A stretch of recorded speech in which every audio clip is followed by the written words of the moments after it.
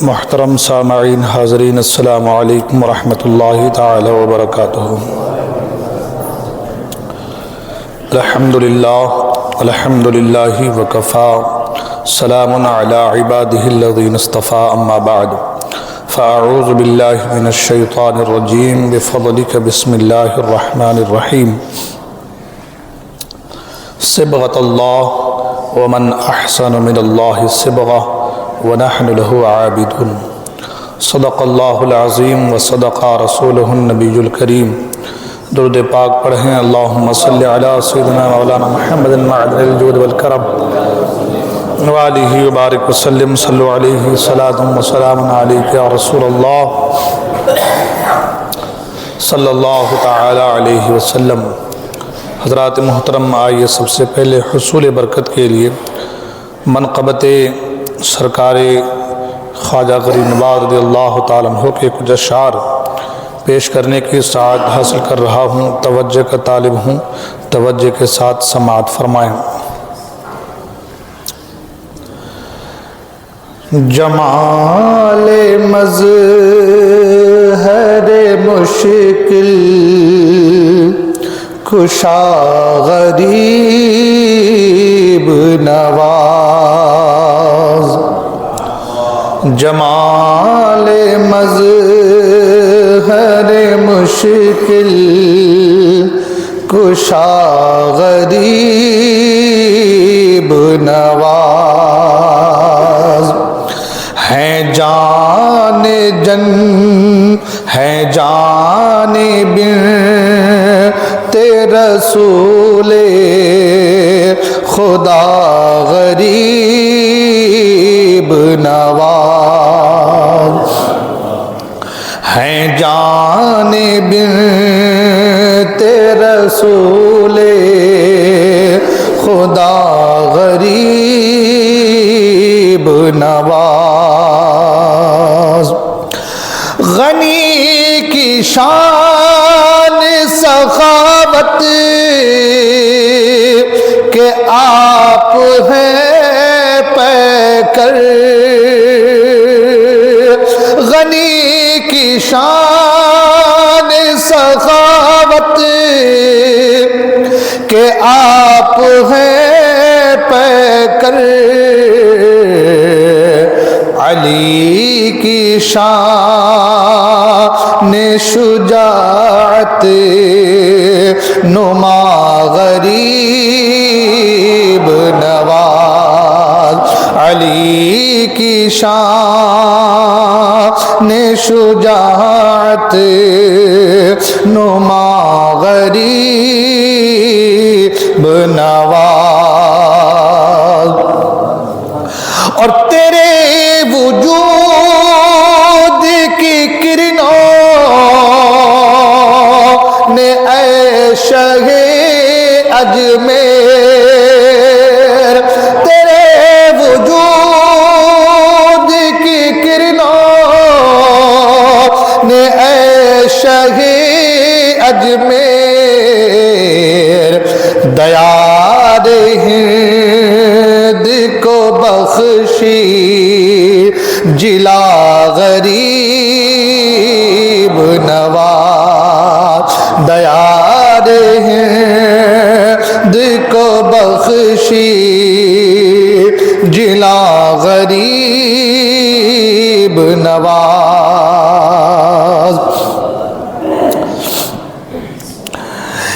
کہ الجھ کے دنیا کے چکر میں کھائے گا چکر، الجھ کے دنیا کے چکر میں کھائے گا چکر، تمہاری گلیوں سے جو پھر گیا غریب نواز، تمہاری گلیوں سے جو پھر گیا غریب نواز، اور بنے ہیں جب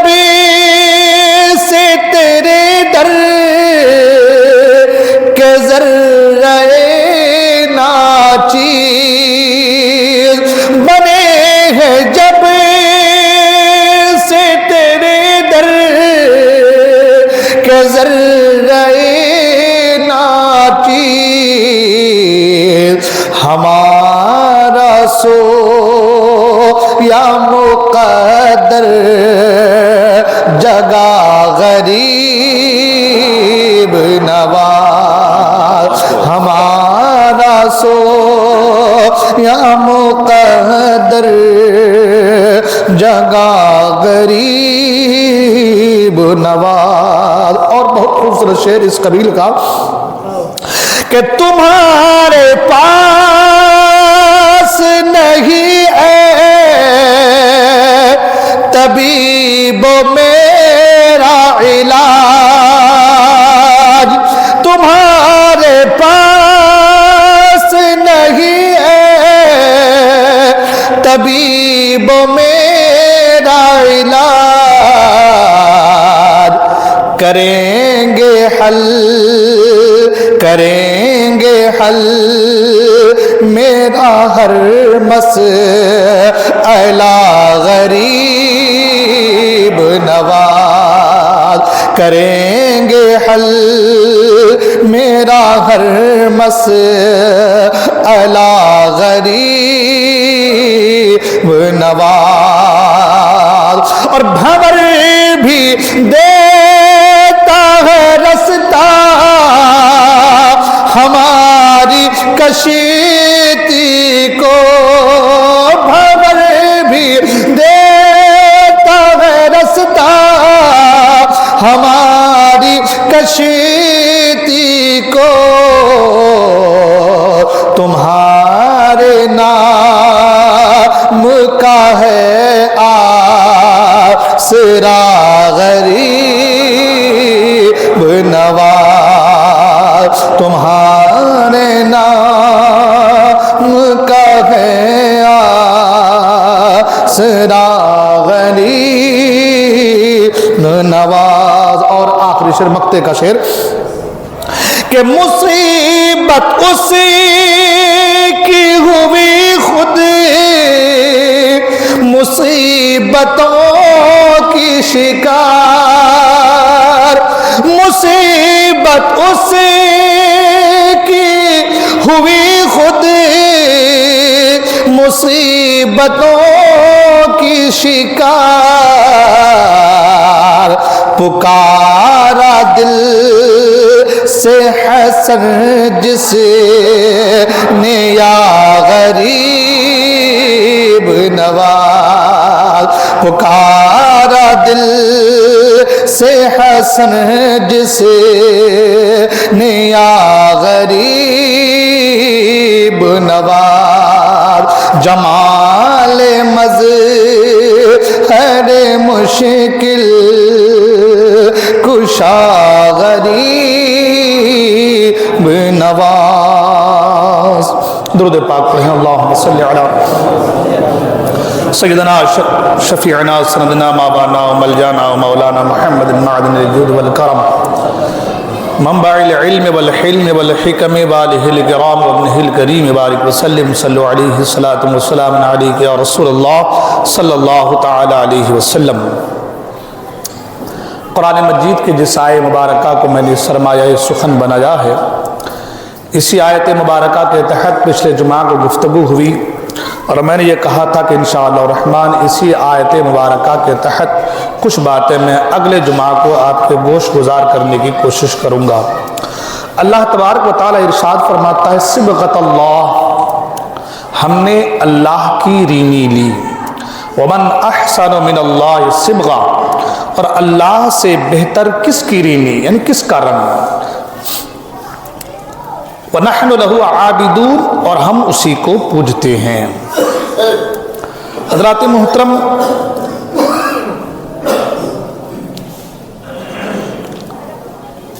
اللہ تبارک و تعالی نے فرمایا کہ صبغۃ اللہ، ہم نے اللہ کی رینی لی یعنی اللہ کا رنگ، ہم اللہ کے رنگ میں رنگ گئے. وَمَنْ أَحْسَنُ مِنَ اللَّهِ صِبْغًا، اور اللہ کے رنگ سے بہتر کس کا رنگ ہے. یقیناً مسلمان کو اللہ کافی ہے نا، مگر حضور اکرم صلی اللہ تعالی علیہ وسلم کے طفیل، یعنی جو کچھ بھی ملنا ہے وہ حضور کے صدقے میں ہی ملنا ہے۔ اور یہاں پر رنگ کی بات آئی ہے تو یقیناً بغیر صفائی باطن کے ظاہری زینت بیکار ہے، اور بغیر صفائی ظاہر کے باطنی صفائی ناقص ہے۔ یعنی اندر کی صفائی کے بغیر باہر کی زینت بیکار ہے، اور باہر کی صفائی کے بغیر جو اندر کی صفائی ہے وہ ناقص ہے۔ اس ایک چیز سے بہت سارے مسئلے حل ہو سکتے ہیں۔ جو لوگ یہ کہتے ہیں کہ دل کی نماز پڑھی جائے، دل میں عبادت کی جائے، ہے نا، دل ہی دل میں عبادت، اللہ سب جانتا ہے، ان کے لیے یہ ہے کہ اگر آپ کا ظاہر صحیح نہیں ہے تو آپ کے باطن کی صفائی وہ ناقص ہے، مکمل نہیں ہے۔ آپ کے سر میں ٹوپی نہ ہو، داڑھی نہ ہو، اسلامی لباس نہ ہو، اسلامی آداب نہ ہو، آپ کو کوئی مسلمان نہیں کہے گا۔ تو پتہ یہ چلا کہ دل کی صفائی کے ساتھ ظاہر کی صفائی کی بھی ضرورت ہے۔ اور کوئی یہ کہے کہ بھائی صرف ظاہر کو سجاؤ، باطن کو چھوڑ دو، تو وہ بھی ناقص ہے، وہ بھی ناقص ہے۔ آدمی نماز پڑھ رہا ہے،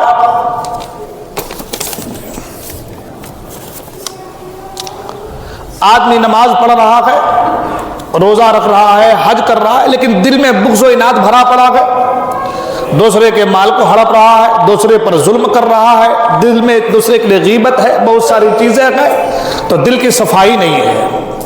آدمی دل ہی دل میں لوگوں کا اچھا بھی سوچتا ہے، کہتے ہیں دل ہی دل میں عبادت کر رہا ہے آدمی، لیکن نماز کو چھوڑا ہوا ہے، روزے کو چھوڑا ہوا ہے، قرآن کی تلاوت کو چھوڑا ہوا ہے، یہ بھی ناقص ہے۔ تو پتہ یہ چلا کہ دل کی صفائی کے ساتھ ظاہر کی صفائی کی بھی ضرورت ہے، اور ظاہر کی صفائی کے ساتھ باطن کی صفائی کی بھی ضرورت ہے۔ دین کا رنگ جب انسان کے اوپر چڑھتا ہے، آپ اس کو یوں سمجھ لیں کہ یہ جو رنگ ہے، رنگ کے لیے چند چیزوں کا ہونا ضروری ہے۔ رنگ بنانے والا، رنگ جمانے والا، رنگ قبول کرنے والا۔ دین اسلام رنگ ہے، دین اسلام رنگ ہے، اور یہ کارخانے قدرت کا بنا ہوا ہے، کارخانے قدرت میں بنا ہوا ہے۔ بنایا کس نے ہے؟ تو اللہ نے بنایا ہے۔ بنایا کس نے ہے؟ تیار رب نے تیار کیا ہے، اور حضور نے وہ رنگ جمایا ہے۔ دین اسلام رنگ ہے، بنا ہے کارخانے قدرت میں، تیار کرنے والا خدا، جمانے والے مصطفیٰ، مسلمانوں کے دل و دماغ اور ظاہر و باطن نے اس رنگ کو قبول کیا۔ عبادت و ریاضت اس رنگ کی اور پالشیں ہیں، سے رنگ پہ رنگ چڑھتا ہے، پالش ہوتی تو رنگ اور تر و تازہ رہتا ہے۔ یعنی پتہ یہ چلا کہ اسلام کا رنگ، دین کا رنگ جس کے اوپر چڑھ جاتا ہے وہ رنگ کبھی اترتا نہیں، اس لیے کہ وہ عام رنگوں کی طرح نہیں ہے۔ عام رنگ کا حال یہ ہے کہ دیوار پہ لگا دو تو کل کے دن وہ رنگ اتر سکتا ہے، پانی مار دو تو نکل سکتا ہے، کچھ دن اور گزر جائے وہ پھیکا پڑ سکتا ہے۔ لوہے کا رنگ الگ ہوتا ہے، جو ہے لکڑی کا رنگ الگ ہوتا ہے، کپڑے کا رنگ الگ ہوتا ہے۔ اور رنگ کی بات بھی یہ ہے کہ رنگ جس طریقے سے کسی کپڑے کو رنگا جائے تو ہر ایک ریشے ہر ایک دھاگے کو رنگ دیتا ہے، اسی طریقے سے اسلام کا رنگ بھی جب انسان کے اوپر سرایت کر جائے تو انسان کے ظاہر و باطن کے ہر ایک ریشے کو رنگ دیتا ہے۔ اب کہنا یہ ہے کہ اللہ کے رنگ یعنی دین کے رنگ میں ہم رنگ جمانے والے مصطفیٰ، اور عبادت و ریاضت کے ذریعے اس میں پالش ہے، اس میں چمک بڑھتی جا رہی ہے۔ سوچنے والی بات یہ ہے، اللہ جس رنگ کو تیار کرے، اللہ رنگ کو تیار کرنے والا خدا، اسلام کا رنگ بنا کارخانے قدرت میں، بنانے والا تیار کرنے والا خدا جس رنگ کو خدا تیار کرے اور مصطفیٰ اس رنگ کو جما دے، وہ رنگ انسان کے دل و دماغ سے اتر نہیں سکتا، وہ رنگ دھل نہیں سکتا، اتر نہیں سکتا، وہ رنگ اتر نہیں سکتا۔ ارے مصطفیٰ کریم جو رنگ جما دے تو وہ صرف اسلام کا، میں نے کہا ارے ان کا عالم تو یہ ہے کہ انسان کے جسم کے اوپر بھی اور جسم کے اندر بھی، یعنی باطنی کیفیت کو بھی اور ظاہری کیفیت کو بھی، دونوں جگہ کو مصطفیٰ کی نظر اور مصطفیٰ کی توجہ سے دونوں جگہ رنگی ہو جاتے، رنگ میں رنگ تبدیل ہو جاتے ہیں۔ مثنوی شریف میں ہے کہ اسلامی لشکر کا قافلہ جا رہا تھا، پانی کی تکلیف تھی، قلت تھی، ایک کالا حبشی مشکیزہ لے کر کے پانی کا جا رہا تھا۔ حضور اکرم صلی اللہ علیہ وسلم نے ان کو بلایا، روکا گیا، ان کو بلایا گیا اور اس کے پانی کو لشکروں میں تقسیم کر دیا گیا، اس کے پانی کو لشکروں میں تقسیم کر دیا گیا، پانی لشکروں میں تقسیم ہو گیا، جن کا مشکیزہ بھرنا تھا مشکیزہ بھر چکے، سارا کا سارا پانی لشکروں میں جو ہے تقسیم کرنے کے بعد پانی جیسا تھا ویسا ہی رہ گیا، پانی جتنا تھا جیسا تھا پانی ویسے کا ویسا رہا۔ بات یہی تک ختم نہیں ہوئی، اللہ کے رسول نے اس کالے حبشی غلام کو اپنے سینے سے لگایا، اور سینے سے لگانا تھا، وہ جو اس کا کالا رنگ تھا وہ گورے میں تبدیل ہو گیا۔ اس حبشی کا وہ جو کالا رنگ تھا وہ گورے رنگ میں تبدیل ہو گیا۔ جب وہ پانی کا مشکیزہ لے کر کے اپنے مالک کے پاس پہنچا تو مالک نے کہا تم کون ہو؟ تو کہا میں آپ کا غلام ہوں، آپ کا نوکر ہوں، آپ نے پانی منگوایا تھا، آپ کے لیے پانی لے کر کے آیا ہوں۔ مالک نے کہا ایسا نہیں ہو سکتا، میرا غلام تو کالا تھا، وہ حبشی تھا، تم رومی نظر آتے ہو، تم گورے نظر آتے ہو، یہ کون سی بات ہے کہ ایک آدمی جائے تو کالا آئے تو گورا؟ یہ نہیں ہو سکتا۔ تو کہا ہاں آپ یہ صحیح کہتے ہیں کہ ایک آدمی پانی لینے کے لیے جائے کالا بن کر کے جائے، جب واپس آئے تو گورا بن کر کے آئے، یہ تو نہیں ہو سکتا، لیکن حال یہ ہے کہ میں کسی کی صحبت میں چند لمحے رہا، صدر نبوت کے جو ہے مصطفیٰ کریم کے صدر سے مصطفیٰ کریم کے سینے سے لگ گیا، مصطفیٰ کریم کے سینے سے لگنا تھا کہ میرا چہرہ چاند کی طرح چمکنے لگا، میرا چہرہ چاند کی طرح چمکنے لگا۔ حضرات محترم، تو مصطفیٰ کریم جسے رنگنا چاہے، مصطفیٰ کریم جس پر رنگ جمانا چاہے، اگر وہ کالا ہو تو گورا ہو جاتا ہے، اس کے دل کے رنگ کے زنگ کے ساتھ ساتھ اس کے جسم کے رنگ کو زنگ کو بھی صحیح فرما دیتے ہیں۔ یہ مصطفیٰ کی توجہ ہے۔ تاریخ کے اوراق کو پلٹ کر دیکھیں گے تو آپ کو معلوم چلے گا،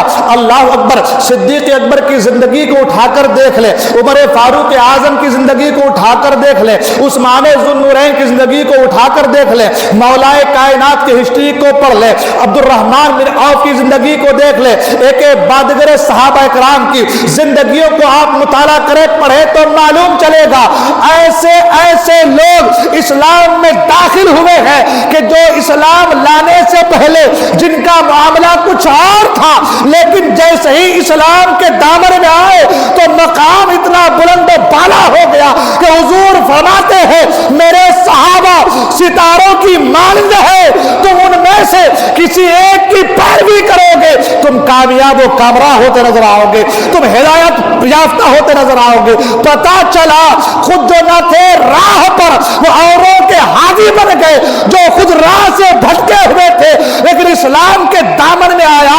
اسلام کے دامن میں آنے کے بعد اب عالم یہ ہو گیا کہ حضور نے فرمایا تم اگر ان میں سے کسی ایک کی پیروی کرو گے تم ہدایت یافتہ بن جاؤ گے، تم کامیاب و کامراں ہوتے نظر آؤ گے۔ اور قرآن کہتا ہے رضی اللہ عنہ ورضوا عنہ، یہ وہ لوگ ہیں جن سے اللہ راضی ہے اور اللہ ان سے اور یہ اللہ سے راضی ہے۔ اللہ پر یعنی انہیں اللہ کی رضا حاصل ہو گئی، اور ایسی رضا حاصل ہو گئی کہ اللہ تبارک و تعالیٰ کے محبوب نے جیتے جی دنیا میں کہہ دیا عمر جنتی ہے، ابو بکر جنتی ہے، عثمان جنتی ہے، علی جنتی ہے، ابو عبیدہ بن الجراح جنتی ہے۔ پتہ یہ چلا جو اسلام کے دامن سے جڑتا ہے، اسلام کے رنگ سے اپنے دل کو رنگ لیتا ہے، اس کا ظاہر، اس کا باہر، اس کی باطنی کیفیت اسلام کے رنگ سے رنگ جاتا ہے تو وہ ایسا ہو جاتا ہے کہ اللہ تبارک و تعالیٰ اس رنگ کے ذریعے سے دوسروں کو بھی رنگین فرما دیتا ہے۔ ہندوستان کی سرزمین پر میں نے پچھلے جمعہ کو بھی کہا تھا سرکار غریب نواز رضی اللہ تعالیٰ عنہ حضور کے رنگ سے رنگے ہوئے ہیں، اللہ کے رنگ سے رنگے ہوئے ہیں۔ اسلام کا رنگ سینے پہ ایسا چڑھا ہے، دل پہ ایسا چڑھا ہے کہ ہے مدینے میں مگر راستہ ہندوستان کا بتایا جا رہا ہے حضور کے روضے میں مگر کہا جا رہا ہے کہ معین الدین کہاں ہے، اسے بلایا جائے، اور معین الدین کو بلا کر کے ہندوستان کی خلافت، ہندوستان کی سلطنت ادا کی جا رہی ہے۔ تاریخ اس بات کا شاہد ہے اور تاریخ جو ہے اس بات پر دار ہے کہ جب حضرت سرکار غریب نواز رضی اللہ تعالیٰ ہندوستان کی سرزمین پر تشریف لائے ہیں تو عالم یہ ہے نہ تیر ہے، نہ تلوار ہے، نہ کوئی بھالا ہے، نہ کوئی لشکر ہے، نہ کوئی گھوڑے ہیں، نہ کوئی اونٹ ہے، نہ کوئی سپہ سالار ہے، تسبیح مسلح لے کر کے آئے ہیں مگر سینہ دل اللہ کے رنگ سے رنگا ہوا ہے۔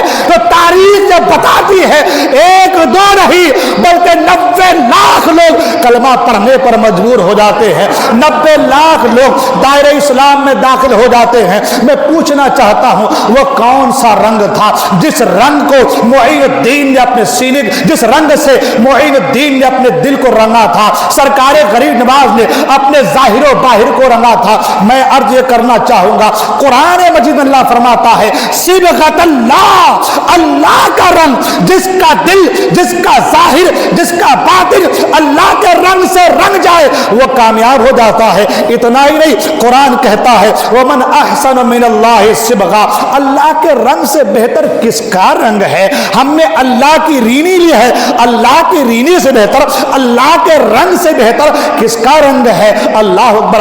آج لوگ نہ جانے کن کن خیالات میں، کن کن باتوں میں الجھ جاتے ہیں، نہ جانے آج لوگ شعبدہ بازیوں کے پیچھے، نہ جانے کن کے پیچھے پڑ کر کے اپنی آخرت کو، اپنی عاقبت کو برباد کرنے پر تلے ہوئے ہیں۔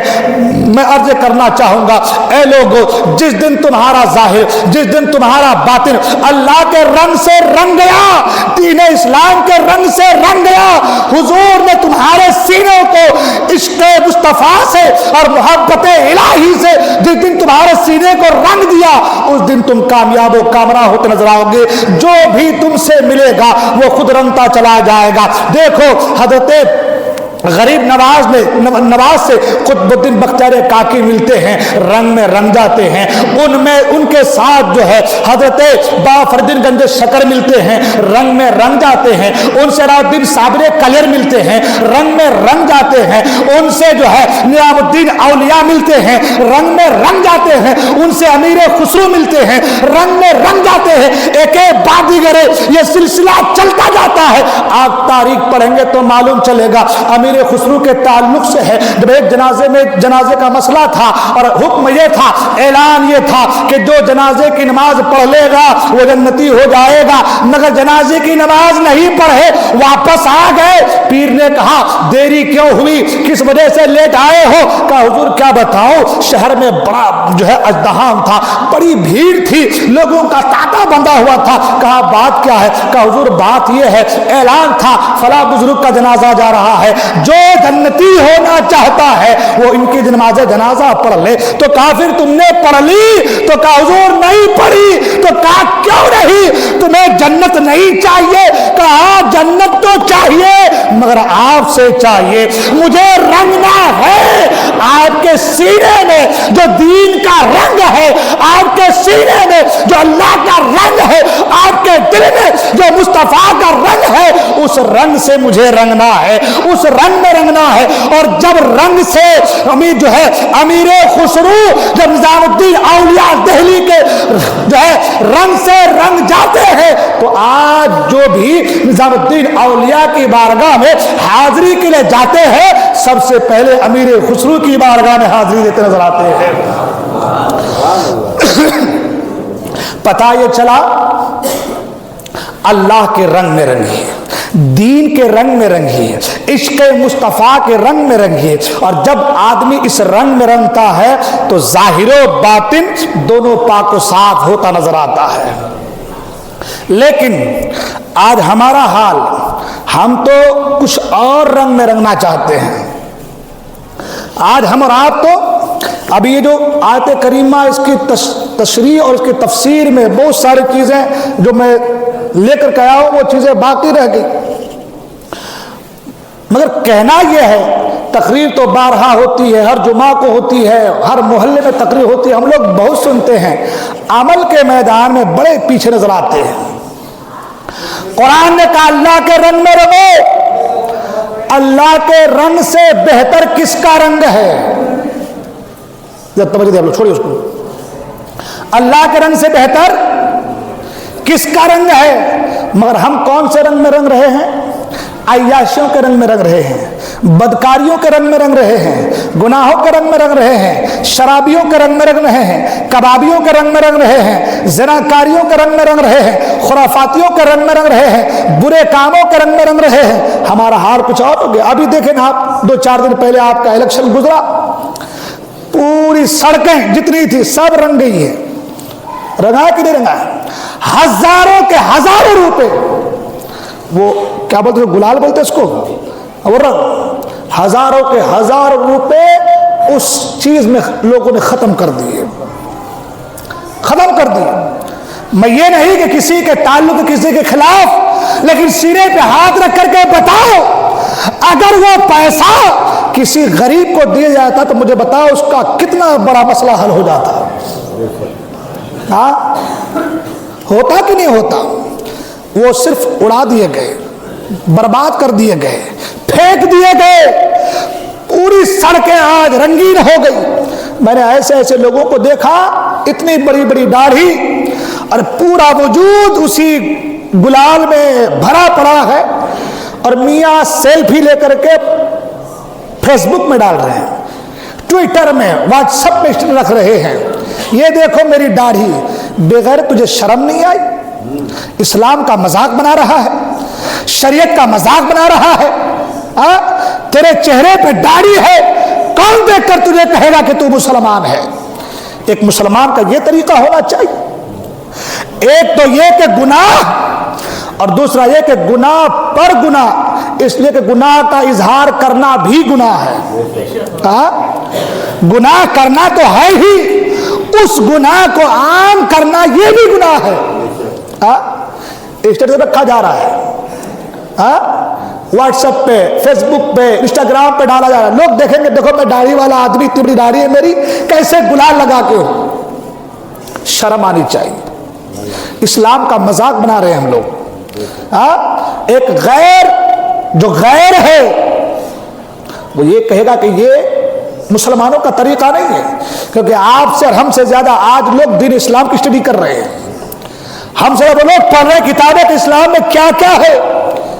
ابھی کچھ دن پہلے کی نیوز, 30,000 لوگوں نے ظاہر اسلام کو قبول کیا، اسلام کی اچھائیوں کو دیکھ کر کے، اسلام کی خوبیوں کو دیکھ کر کے۔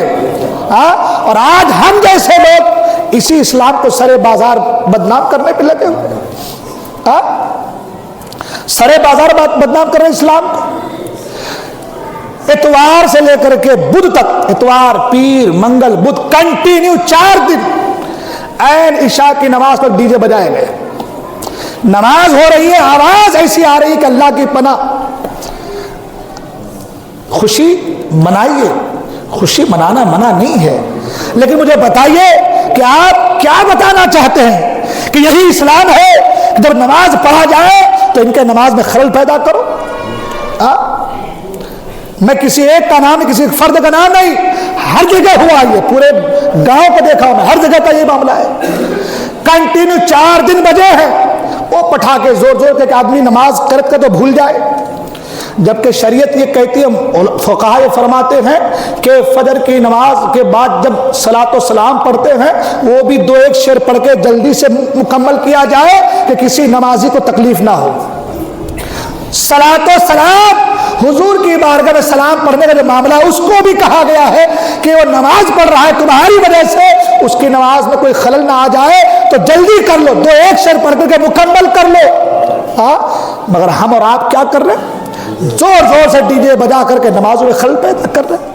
وہ ڈاکٹر اقبال نے کہا تھا کہ ایسے مسلمان ہے جس سے شرمائے یہود، آج ہمارا حال تو یہی ہو گیا۔ پھر ہم کہہ رہے ہیں اسلام خطرے میں ہے، اسلام کے ماننے والے خطرے میں ہے، اسلام کے چاہنے والے خطرے میں ہے، مسلمانوں کو ستایا جا رہا ہے۔ ہم نے وہ کام کیا ہی ایسا جس کی وجہ سے ہمیں تکلیف ہے۔ کیوں؟ فتح یابی نہیں ملی ہے۔ رمضان آ رہا ہے، فتح مکہ کو دیکھو، جب مکہ فتح ہوا لوگوں نے کیا کیا تکلیفیں دی تھی حضور کو، کتنی تکلیفیں، مشقتیں برداشت کی۔ شعیب ابی طالب میں سرکار کو مقید کیا گیا 2.5 سال تک۔ اتنی تکلیفیں دینے کے بعد مکے سے ہجرت کرنا پڑا۔ اتنی تکلیفیں دینے کے بعد جب مکہ فتح ہو رہا ہے تو حضور جب اونٹنی پر سوار ہے تو اپنے گردن کو بالکل جھکا کے جا رہے ہیں کہ کوئی یہ نہ کہے کہ یہ دنیا دار والے بادشاہ کی طرح سر اونچا کر کے جا رہا ہے کہ آج جیت ہو گئی ہے۔ تاریخ پر ہے۔ اور سر مبارک کو اس قدر نیچا کیا کہ کوزے سے ملا دیا۔ جو کوزہ ہوتا ہے جو اونٹ کے اوپر جو رکھا جاتا ہے لکڑی کا، جس پر لوگ بیٹھتے ہیں، جو اس سے سر کو ملا دیا۔ اللہ اکبر۔ اور لوگ کانپ رہے تھے، کیا ہوگا کیا ہوگا؟ فرمایا لا تثریب علیکم اليوم، جاؤ آج تمہارے ساتھ کوئی مواقع، سب کو معافی دے دی، سب کو معاف فرما دیا۔ ہم کہاں گھسے ہوئے ہیں؟ حضرت سیدنا یوسف علیہ السلام جب مصر کے بادشاہ بنے، بھائی لوگوں سے ملاقات ہو گئی، کہا مجھے پہچانے میں تمہارا بھائی، قرآن پورا اس کا ذکر ہے۔ جب بھائیوں دیکھا کہ ہمارے بھائی جس کو ہم نے کنویں میں ڈالا تھا آج وہ بادشاہ بن گئے ہیں، آج وہ جیت چکے ہیں، کیا ہوگا کیا ہوگا؟ قرآن کا لا تثریب علیکم اليوم، جاؤ تم سب کو معافی ہے آج۔ یہ ہمارے بڑوں کا طریقہ ہے، یہ ہمارے بڑوں کا طریقہ ہے، جن کے ہم چاہنے والے، ماننے والے ہیں، جن سے محبت کرنے والے، یہ ان کا طریقہ ہے۔ ہمارا طریقہ کافروں جیسا کیوں ہو گیا ہے؟ ہماری زندگیاں کفاروں جیسی کیوں ہو گئی ہے؟ شرم کیجیے، خوف کیجیے۔ یہ دنیا، آپ یہ مت سوچیے کہ ہم بہت دن رکیں گے بھائی، بہت دن ٹکیں گے بھائی، ہمارا روب و دبدبا رہے گا بھائی، نہیں۔ آپ سے ہم سے بڑے بڑے آئے، بڑے بڑے چلے گئے یار، جن کو اپنے طاقت پر، اپنے عہدے پر، فرعون جیسی طاقت کس کے پاس ہوگی؟ نمرود جیسا پیسہ کس کے پاس ہوگا؟ شداد جیسا پیسہ کس کے پاس ہوگا؟ حامان جیسے خزانہ کس کے پاس ہوگا؟ سب مر کر مٹی میں مل گئے۔ اس لیے انانیت نہیں، اللہ تبارک و تعالیٰ کی بارگاہ میں عاجزی کرو، انکساری کرو، اللہ کے رنگ میں رنگو، اور یہ سب کے لیے ہے۔ میں کسی کے دباؤ، کسی کے کہنے پہ نہیں، الحمدللہ میں ہر بار کہتا ہوں، کہتا آیا ہوں، اور جب تک رہوں گا کہتا رہوں گا۔ اس سے کوئی سروکار نہیں کہ یہ ہے وہ ہے، کوئی مطلب نہیں ہے۔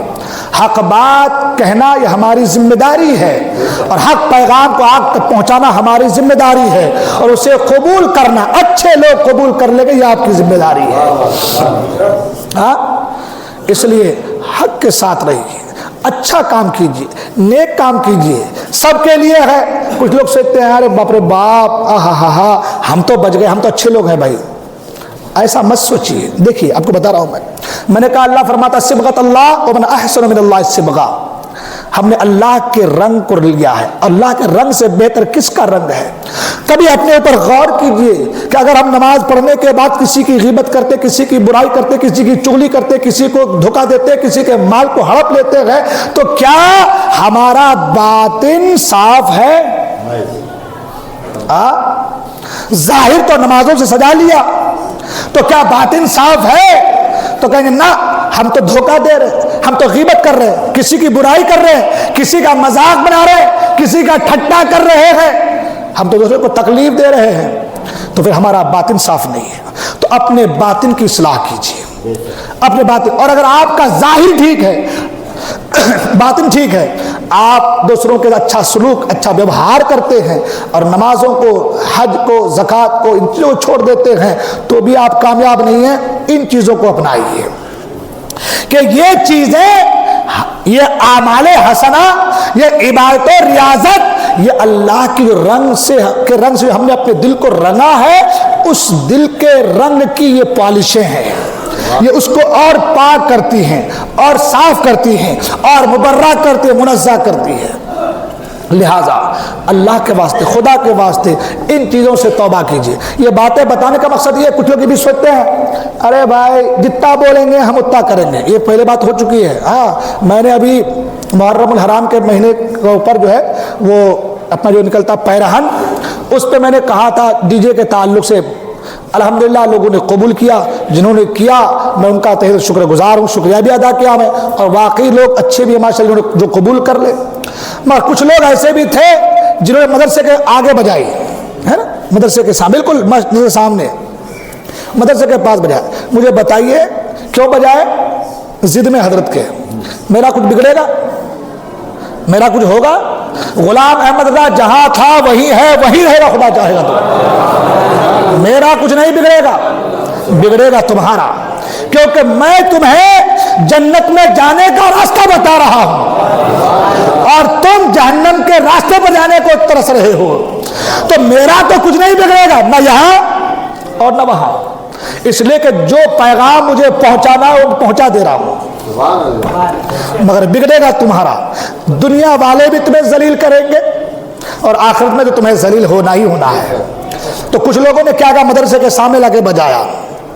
اچھا ایک بات، یہی معاملہ اگر کوئی غیر کرتا تو، یہی معاملہ اگر کوئی غیر کرتا، مدرسے کے سامنے اگر ڈی جے بجاتا، ڈھول بجاتا، تو پورا محلہ اٹھ کے آ جاتا، ہمارے مدرسے کے سامنے مسجد میں بجا رہے ہو، کاٹ ڈالیں گے تمہارے کو۔ ہوتا کہ نہیں ہوتا؟ ہوتا نا؟ کوئی ڈی جے بجا دے مدرسے کے مسجد کے سامنے غیر، تو جھگڑے پہ طرف اتر آتے ہو، ہم تو اسلام کے سپاہی ہیں، اور تم خود جب مدرسے کے سامنے بجا رہے تو پھر تم کس کے سپاہی؟ شیطان کے سپاہی ہوئے کہ نہیں ہوئے؟ پھر ہو رہا ہے کہ نہیں ہو رہا ہے؟ کوئی ڈی جے مسجد کے سامنے بجا دے تمہارا خون کھول جاتا ہے، نہیں چھوڑیں گے ہم، اور تم بجاؤ تو تمہارا چل جائے گا۔ اس لیے خوف خدا کو سینے پہ جگہ دو۔ تقویٰ کا معنی یہی ہے کہ اگر ہزاروں کے بیچ میں رہے تو بھی خدا کا خوف سینے میں رہے، اور اکیلا ہو کوئی نہ دیکھے تو بھی یہ سوچے کہ میرا خدا مجھے دیکھ رہا ہے۔ اسے کہتے ہیں تقویٰ، اسے کہتے ہیں تقویٰ۔ اس لیے کسی کو جلانے کے لیے، کسی کو یہ کرنے کے لیے، غلام احمد رضا کو جلانے کے لیے کرنے سے غلام احمد رضا کا کچھ نہیں بگڑے گا، تمہارا ضرور کچھ بگڑے گا۔ لہذا اپنا خیال رکھو۔ میں تمام نوجوانوں سے اپیل کروں گا، میرے دوست اپنے اعمال کا محاسبہ کیجیے۔ وہ حضرت ابو ہریرہ نے کہا تھا کہ میں 15ویں صدی کے لونڈوں سے اللہ کی پناہ مانگتا ہوں۔ یہ 15ویں صدی کے جو لونڈے ہیں نا، کسی کی نہیں سنتے، باپ دادا بھائی. میں نے یہاں تک سنا کہ میرے کان میں بات آئی کہ ممبر تم دیں گے نہیں پیسے مت دو، ہم اپنے پیسے سے لگائیں گے. یہاں تک میں نے سنا، میرے کان میں بات آئی ہم اپنے پیسے لگائیں گے. گھر میں کھانے کو کھانا نہیں، ایک دن کام پہ جائے گا نہیں تو رات کو چولہے نہیں جلیں گے. اور میاں حاتم تائی سے مقابلہ کرنے چلے ہیں. عجیب معاملہ ہے بھائی. اپنے گھر بار کو دیکھیں، یہ کون سا طریقہ ہے؟ ناچنا ہی زندگی ہے یار. یہی سب کچھ سمجھ لیا ہم اور آپ نے. میں سب کے لیے کہہ رہا ہوں، میرے کان میں بہت دور دور تک بات آئی کہ تم نہیں لگائیں گے تو ہم لگائیں گے، بولے ہم خوشی منائیں گے. خوشی اس کا نام نہیں ہے. خوشی یہ ہے جو ہمارے بزرگوں نے کیا ہے. جب کوئی خوشی ملتی تو روزہ رکھ لیتے. جب کوئی خوشی ملتی، میں نہیں کہہ رہا تو خوشی مت منائیے، منائیے، خوشی منائیے. اگر آپ کو اللہ نے اس چیز سے نعمت ملی ہے، قرآن کہتا ہے جب تمہیں اللہ کی نعمت ملے تو خوشی مناؤ. قل بفضل اللہ برحمتہ فبذلک فلیفرحوا. جب تمہیں اللہ کا فضل اس کی رحمت مل جائے تو خوشی مناؤ.